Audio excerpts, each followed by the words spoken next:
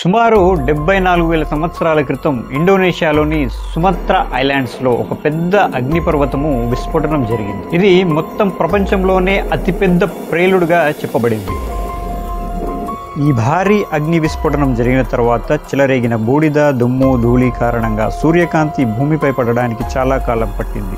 అలాగే భూమిపై ఉష్ణోగ్రత 3 నుంచి 5 డిగ్రీల సెల్సియస్కి పడిపోయింది.